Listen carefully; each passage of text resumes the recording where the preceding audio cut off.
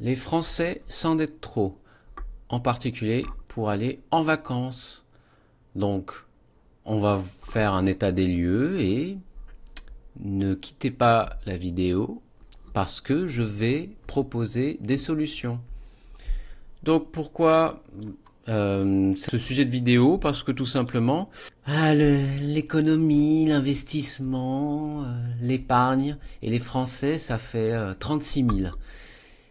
Et donc, je vais encore, comment dire, enfoncer un clou dans le cercueil, mais il faut dire les termes. Les Français ne savent pas, en général, gérer leur budget, et donc, résultat, les Français s'endettent. On va lire un article de la Dépêche. Donc, près de 40% des Français ne partent pas en vacances, d'après l'Observatoire des inégalités.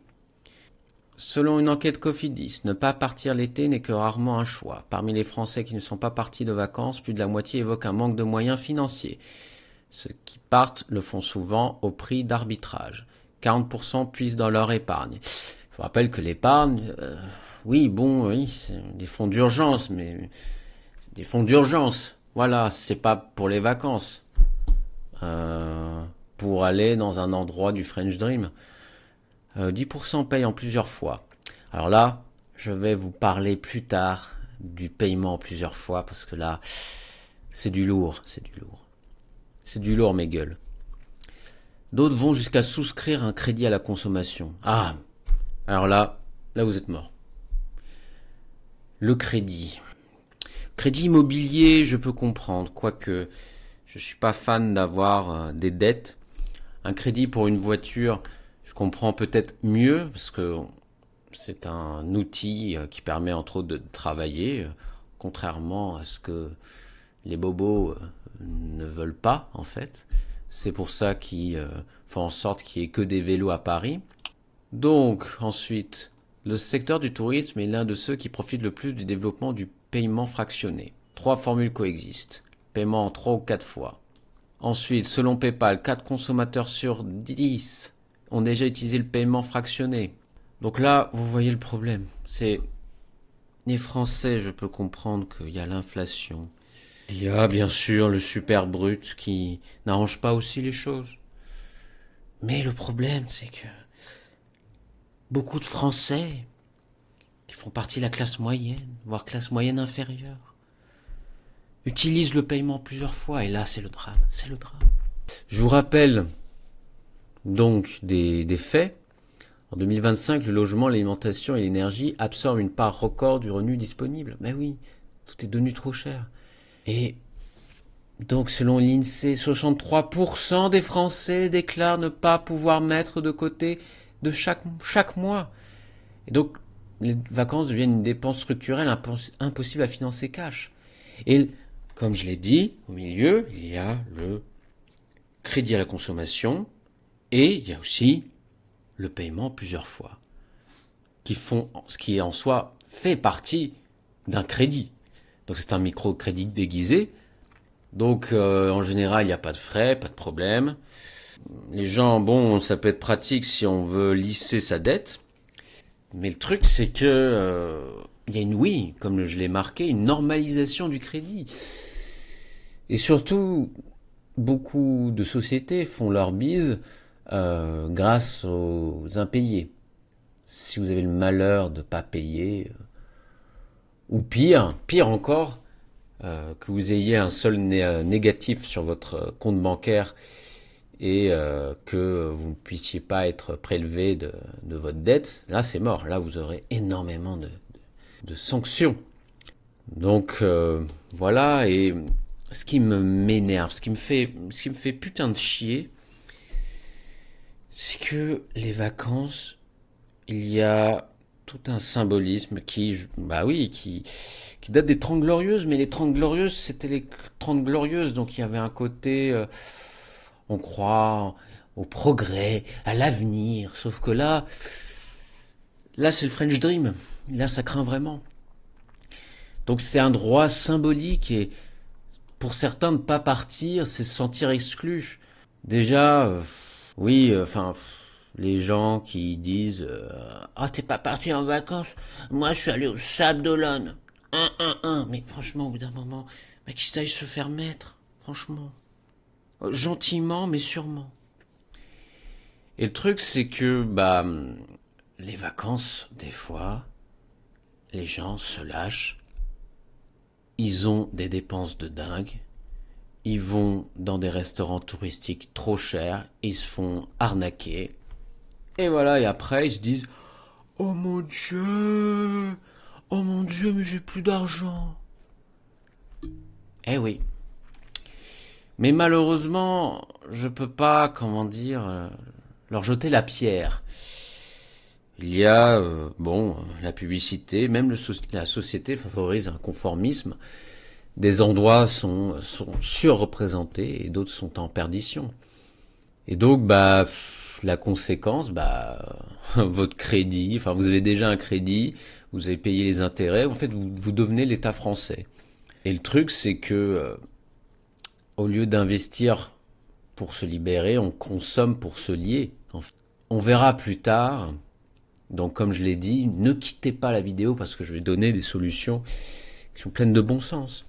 Et même, je vais critiquer la stratégie 50-30-20, c'est allouer les dépenses utiles 50% de ton budget, 30% des choses futiles et 20% tu l'utilises pour investir. C'est une rationalisation du budget qui s'avère miser sur le paraître, parce qu'en fait, en soi, on consomme, enfin, la consommation utile, inutile, qu'est-ce que c'est en fait? Et même 20%, c'est trop figé. Il vaudrait mieux utiliser le taux d'épargne pour savoir combien d'argent tu investis ou pas. Donc là, bien sûr, les conséquences, le stress, bien sûr, un cercle vicieux qui abîme la confiance en soi. Et bien sûr, l'érosion de l'épargne productive. Si vous n'avez pas, enfin là, je parle pas de livret, mais l'endettement court terme empêche toute construction patrimoniale parce que il y a une différence. Il y a l'endettement sur du long terme avec l'effet de levier, ça peut être mieux, mais l'endettement court terme, c'est un peu, vous mettez plusieurs balles de mitraillette Uzi dans le pied, quoi. Donc l'épargne de précaution devient un crédit de consommation. Donc voilà. Mais malgré tout, il y a des choses à faire. Et des choses qu'on peut faire à partir de maintenant. Et donc, en premier, bah, peut-être voyager moins, mais mieux. Privilégier des destinations locales, plus longues et plus immersives. Mais juste par exemple, visiter la France, ce beau pays, cet équilibre entre les climats, entre les paysages. Ce pays avec une forme parfaite. Visiter des endroits qui sont oubliés, enfin, même la diagonale du vide, par exemple. Vous verrez, vous ferez une sacrée, comment dire, la différence de dépenses sera phénoménale. Et oui, revenir à une logique de temps long, économiser plusieurs mois pour financer un vrai projet de voyage, bah oui. Parce que les petits séjours, je sais pas, à New York et vous achetez de la merde, c'est pas bien. C'est pas bien du tout. Et je vais finir par ça, c'est se créer bien sûr des souvenirs durables au lieu d'une expérience. Parce qu'une expérience qui peut être marquante, mais je pense que c'est quelque chose qui est un peu plus lié à l'instant présent. Après, il y a aussi d'autres solutions, créer des leviers économiques alternatifs, travailler temporairement en voyage, freelance, saisonnier, profiter du capital immatériel, logement réseau au lieu d'un capital de crédit.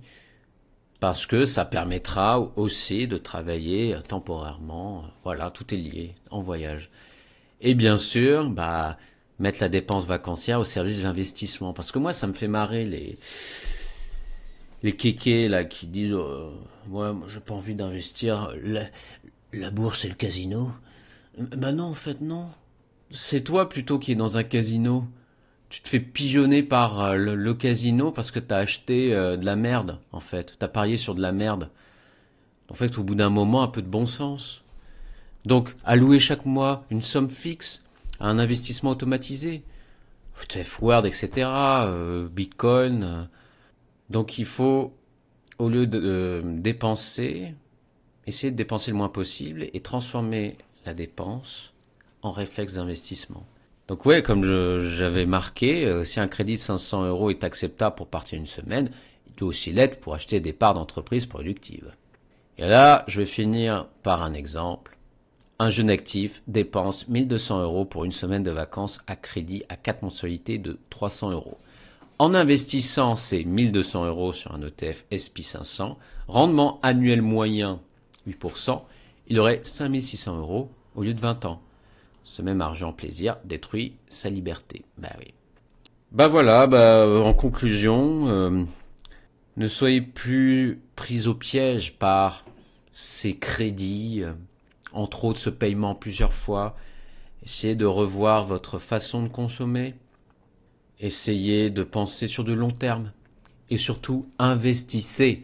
Voilà, bah écoutez, c'est tout pour moi. N'hésitez pas à aimer cette vidéo, à laisser un commentaire, à enclencher la cloche de notification. J'ai les liens, donc j'ai un lien GoMining qui permet de miner du Bitcoin, j'ai un lien Moning qui permet de synchroniser vos portefeuilles, et j'ai un lien Realty qui permet d'investir dans l'immobilier grâce aux cryptoactifs. Voilà, c'était la chaîne Finance Scénique.